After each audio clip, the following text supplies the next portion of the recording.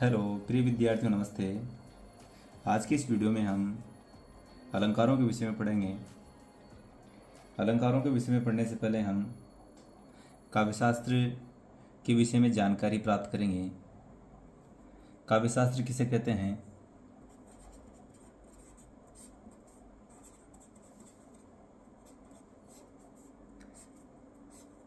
जैसा कि शब्दों से प्रतीत होता है, वह शास्त्र जिसमें काव्य का विवेचन किया जाता है उसे काव्य शास्त्र कहते हैं। परिभाषा के रूप में हम इस प्रकार लिख सकते हैं, वह शास्त्र जिसमें काव्यांगों का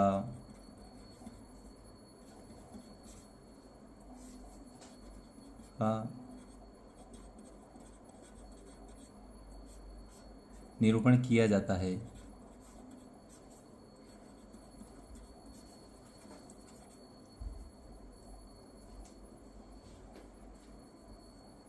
या साहित्य की आलोचना का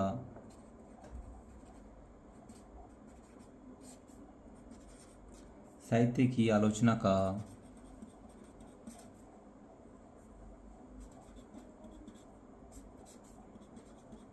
साहित्य की आलोचना का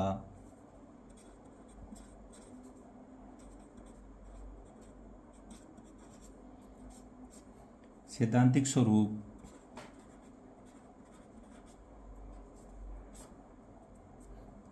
काव्यशास्त्र कहलाता है।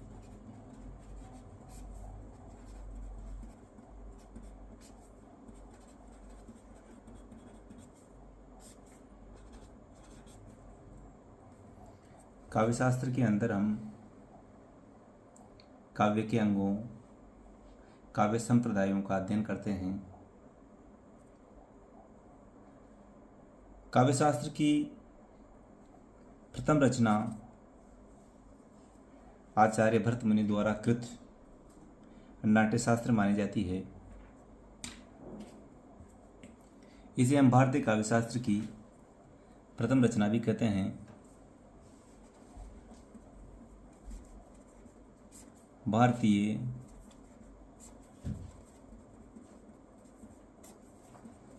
काव्यशास्त्र की प्रथम रचना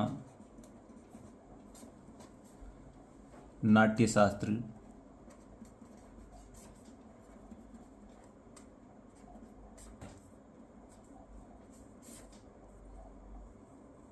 जो कि आचार्य भरत मुनि द्वारा कृत मानी जाती है। आचार्य भरत मुनि का समय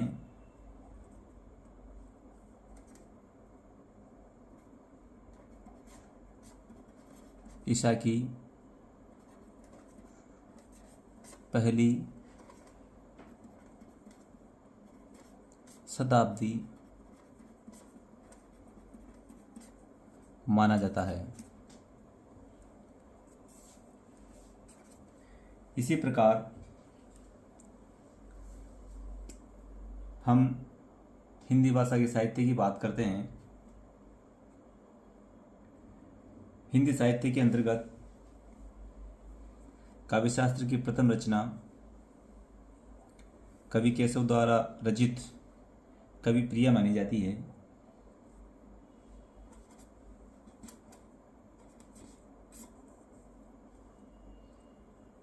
हिंदी काव्यशास्त्र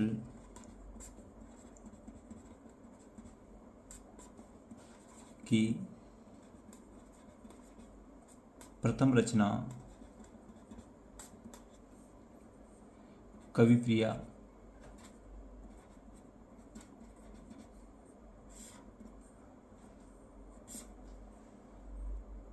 आचार्य केशव के द्वारा कवि प्रिया और रसिक प्रिया दो काव्यशास्त्रीय रचनाएं लिखी गई है, जिसमें पहली रचना है कवि प्रिया।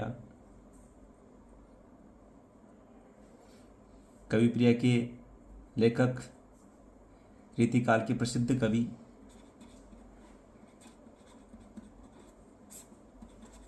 रीतिकाल के प्रसिद्ध कवि आचार्य केशव, इन्हें आचार्य केशव दास भी कहा जाता है। इनका समय 1555 ईस्वी से माना जाता है। अब हम इस वीडियो में आगे काव्यशास्त्र के अंगों के विषय में विवेचना करेंगे। काव्य के अंग एवं संप्रदाय।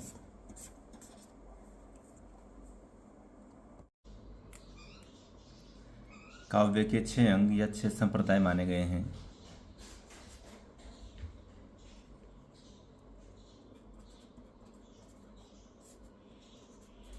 काव्य के अंग या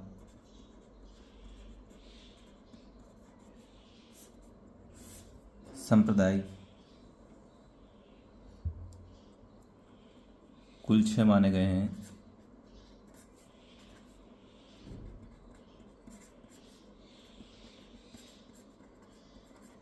कौन कौन से? सबसे पहला और प्रमुख संप्रदाय माना गया है रस। दूसरा है अलंकार। तीसरा है रीति। चौथा है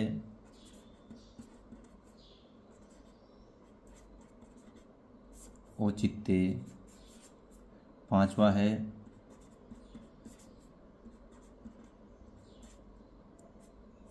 वक्रोक्ति। छठा है ध्वनि। इस प्रकार काव्य के 6 अंग या 6 संप्रदाय, इनके प्रवर्तक आचार्य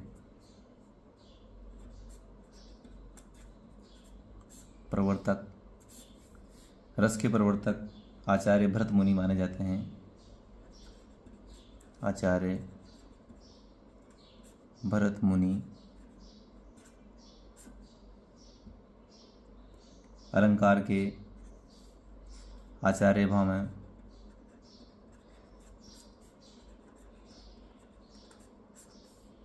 रीति के आचार्य वामन। औचित्य के आचार्य क्षेमेंद्र।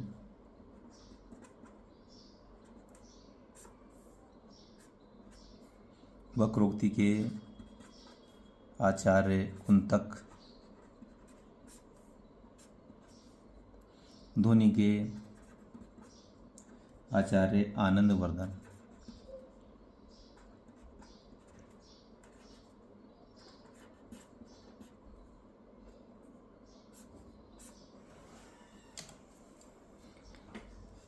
आचार्य भरत मुनि ने रस सिद्धांत का विवेचन अपने ग्रंथ नाट्यशास्त्र में किया।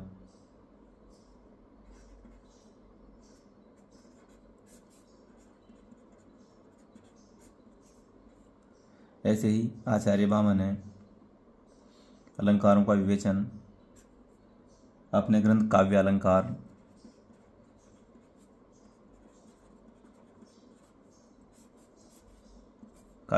में किया। ऐसे ही आचार्य वामन ने रीति संप्रदाय का विवेचन अपने ग्रंथ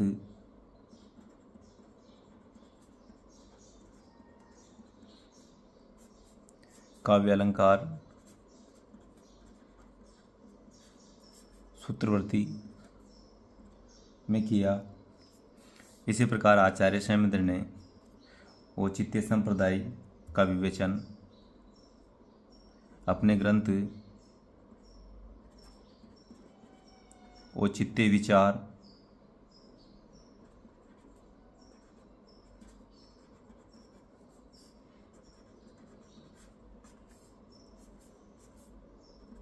चर्चा में किया। इसी प्रकार आचार्य कुंतक ने वक्रोक्ति का विवेचन अपने ग्रंथ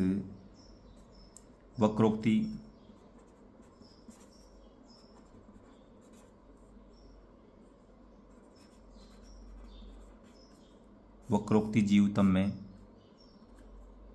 किया गया। आनंदवर्धन ने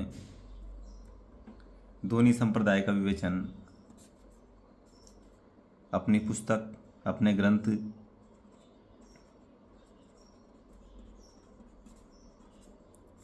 ध्वन्यालोक में किया। इस प्रकार से काव्य के अंग या संप्रदाय कुल 6 माने गए हैं, जिनमें सबसे प्रमुख रस संप्रदाय, जिसके प्रवर्तक आचार्य भृत मुनि, उनकी पुस्तक नाट्यशास्त्र। दूसरा है अलंकार, अलंकारों के आचार्य प्रवर्तक भामह, इन्होंने अपने ग्रंथ काव्य अलंकारों में अलंकारों के विषय में विस्तार से विवेचन किया। तीसरा है रीति, रीति के प्रवर्तक आचार्य वामन, इन्होंने अपने ग्रंथ काव्य अलंकार सूत्रवृत्ति में रीति के विषय में विवेचन किया। चौथा है औचित्य, आचार्य क्षेमेंद्र, इन्होंने अपने ग्रंथ औचित्य विचार में औचित्य के विषय में विवेचन किया। पांचवा है वक्रोक्ति, इसके प्रवर्तक हैं आचार्य कुंतक, इन्होंने अपने ग्रंथ वक्रोक्ति जीवतम में वक्रोक्ति के विषय में विवेचन किया। छठा है ध्वनि, इसके आचार्य प्रवर्तक हैं आनंदवर्धन, इन्होंने अपने ग्रंथ ध्वन्यालोक में ध्वनि के विषय में विवेचन किया। इस प्रकार से ये काव्य के 6 अंग माने गए हैं। अब हम आगे विस्तार से काव्य के अंग और संप्रदायों का विवेचन करेंगे। सबसे पहले हम अलंकार पढ़ेंगे, क्योंकि अलंकारों का काव्य में विशेष महत्व है।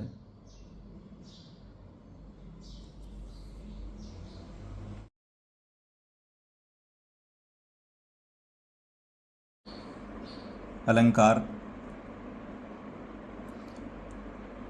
अलंकार शब्द का शाब्दिक अर्थ व वाचिक अर्थ आभूषण होता है।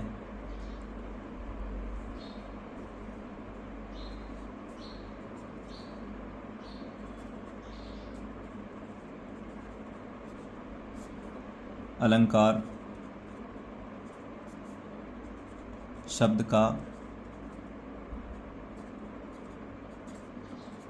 शाब्दिक या वाचिक अर्थ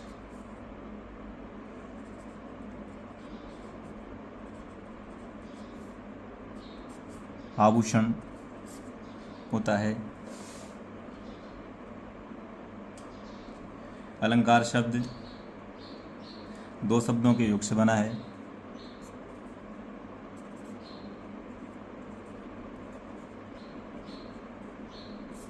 अलंकार शब्द 2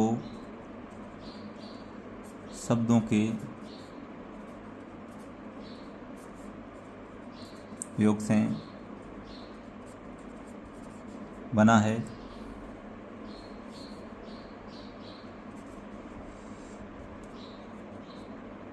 अलम धन कार,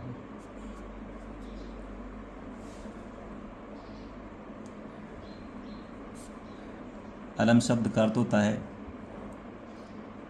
शोभा,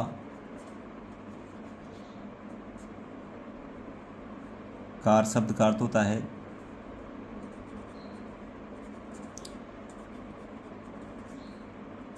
करने वाला। शोभा या भूषित,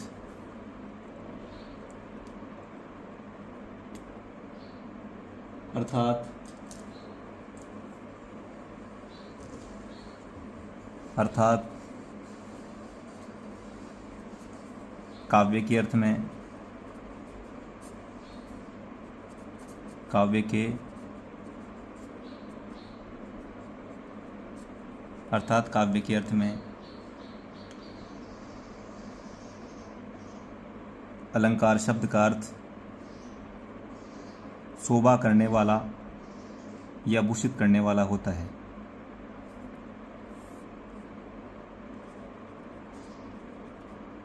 शोभा करने वाला या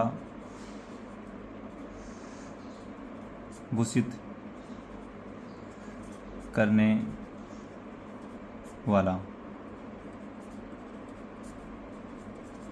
होता है। हम कह सकते हैं कि अलंकार काव्य की शोभा में वृद्धि करते हैं या काव्य को भूषित करते हैं। जिस प्रकार आभूषण धारण करने से तन की शोभा बढ़ती है, ठीक उसी प्रकार काव्य में अलंकारों का प्रयोग करने से काव्य की शोभा बढ़ती है।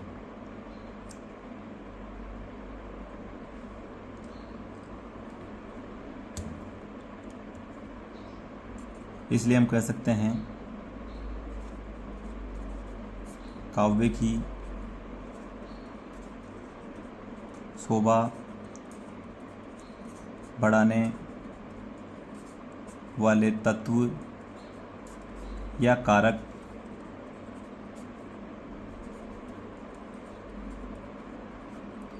अलंकार कहलाते हैं। अलंकार की परिभाषा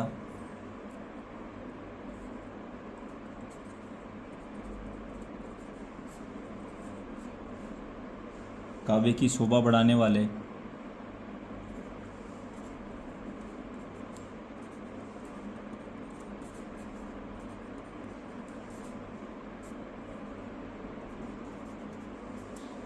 काव्य की शोभा बढ़ाने वाले तथा उसके शब्दों और अर्थों की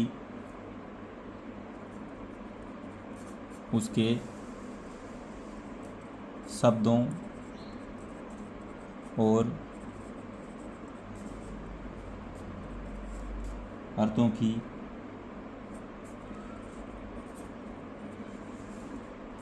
सुंदरता में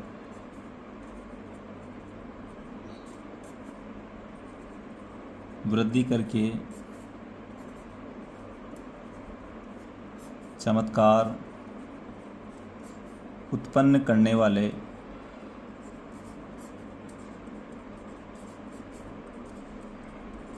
कारक या तत्व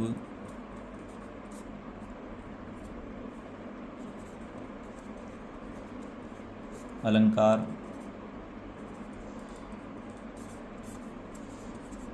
कहलाते हैं। अलंकरोति इति अलंकार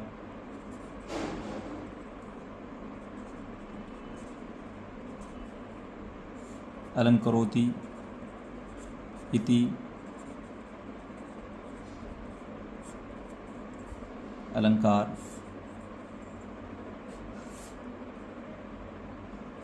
जो अलंकृत करे या भूषित करे, जो अलंकृत या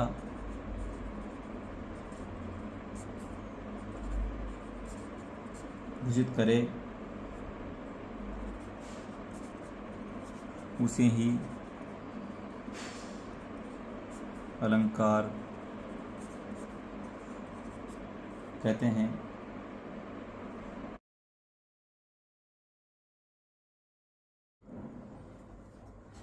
अब आगे हम अलंकारों के भेदों के बारे में पढ़ेंगे।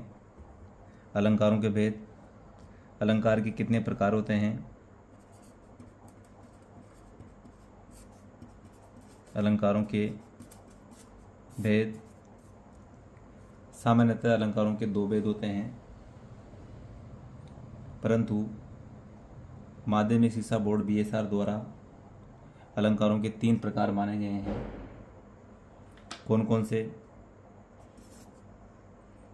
पहला है शब्द अलंकार,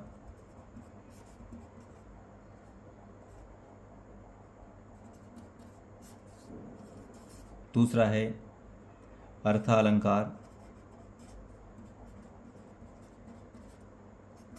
तीसरा है उभय अलंकार।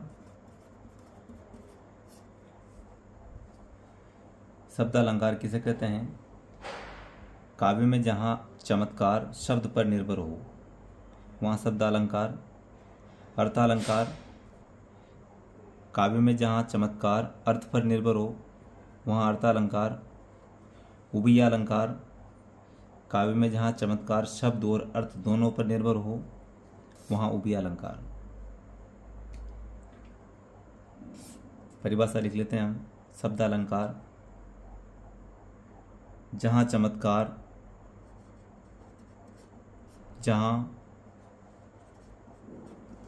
उक्ति में चमत्कार, उक्ति का अर्थ होता है कथन, जहाँ उक्ति में चमत्कार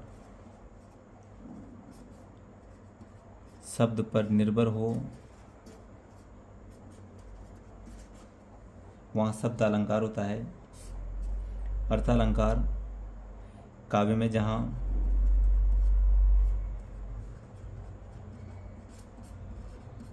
उक्ति में चमत्कार अर्थ पर निर्भर हो, अर्थ पर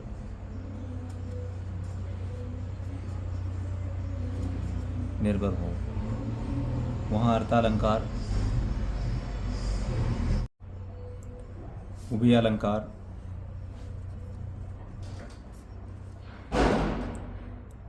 काव्य में जहाँ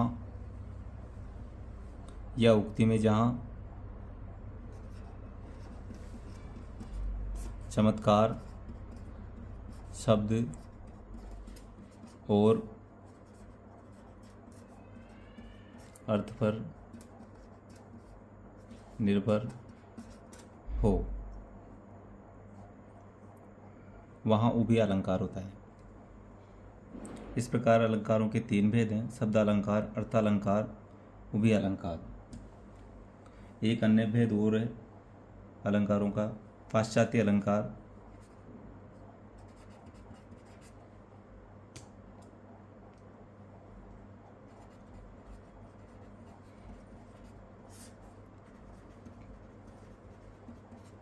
पाश्चात्य अलंकार, इसमें हम एक अलंकार पढ़ते हैं, मानवीकरण अलंकार।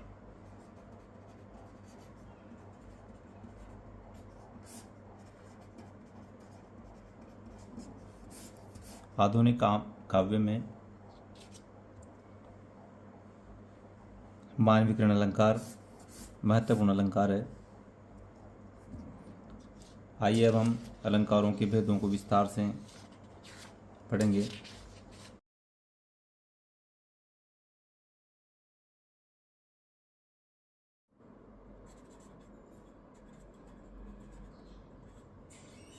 अलंकार के भेद, जैसा कि अभी हमने पढ़ा कि अलंकार 3 प्रकार के होते हैं: शब्द अलंकार,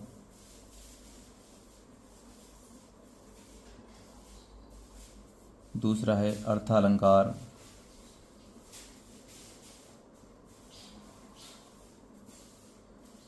तीसरा है उभय अलंकार,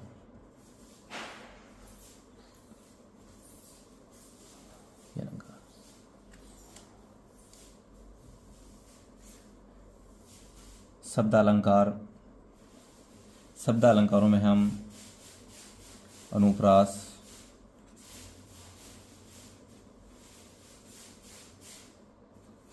लाटानुप्रास,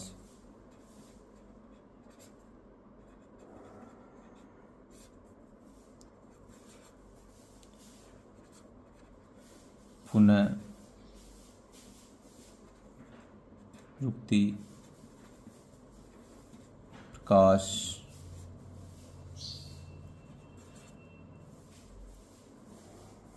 सलेश,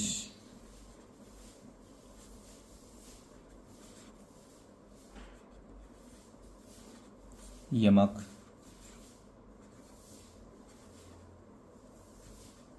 वक्रोक्ति,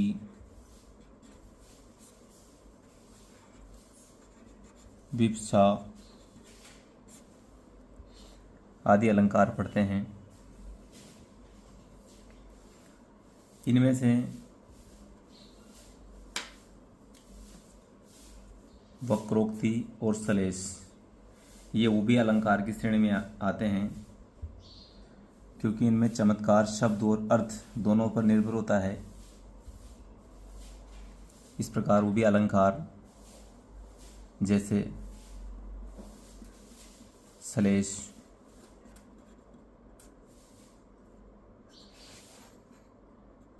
वक्रोक्ति। सलेश अलंकार दो प्रकार का होता है, शब्द सलेश और अर्थ सलेश। वैसे ही वक्रोक्ति अलंकार भी दो प्रकार का होता है, शब्द वक्रोक्ति और अर्थ वक्रोक्ति। अब हम बात करते हैं अलंकारों, अर्थ अलंकारों की। सबसे ज़्यादा जो अलंकारों के प्रकार हुए हैं वो अर्थ अलंकारों में हैं।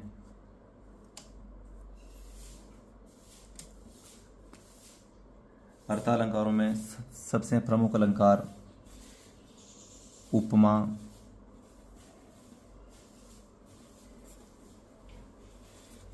दूसरा है रूपक, तीसरा दृष्टांत,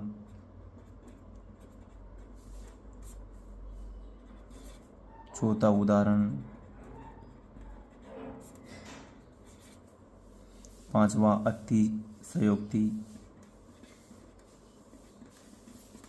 अतिशयोक्ति,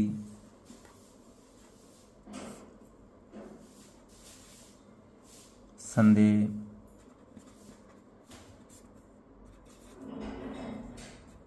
भ्रांतिमान,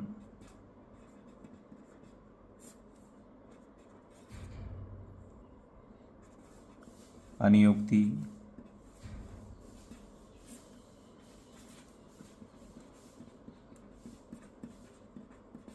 समासोक्ति,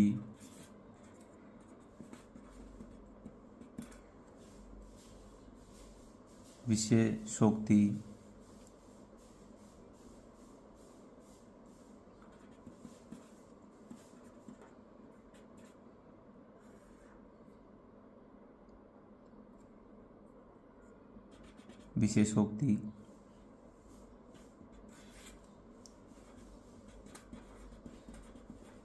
विभावना,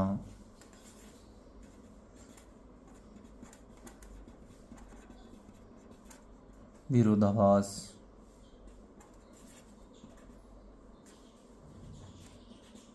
प्रतीक,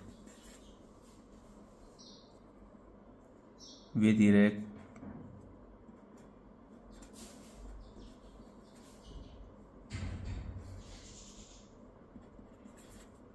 असंगति,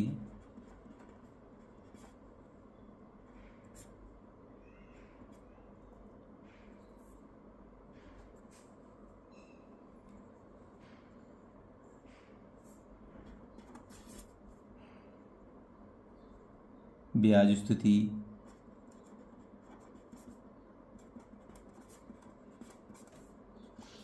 ब्याज निंदा,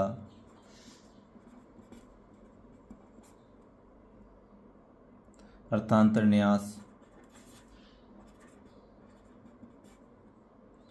अर्थांतर न्यास, अत्युक्ति,